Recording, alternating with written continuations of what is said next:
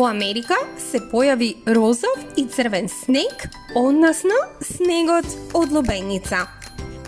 Посетителите на округот Кейш во Јута се почестени со неверојатна гледка – планински венци покриени со розов и црвен снег.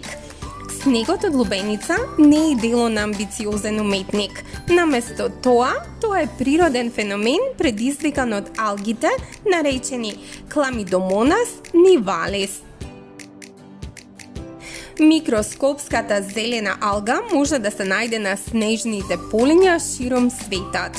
Останува неактивна во текот на зимските месеци, но кога деновите стануваат потопли, алгите произведуваат црвен пигмент кој ги затемнува клетките.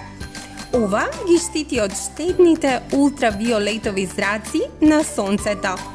Потемните клетки од алги имаат секундарна придобивка. Тие пак абсорбираат повеќе топлина, поради што снегот околу нив побрзо се топи. Ова им дава на алгите и пристап до вода. Скот Хоталинг, доцент на Државниот универзитет во Јута, вели дека помошта на алгите во топењето на снегот оваа година е добре дојдена поради рекордните зимски врнежи во минатата, односно 2022-та.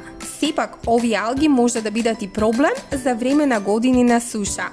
Научникот истражува колку од снежниот пакет во Јута се топи токму поради алгите.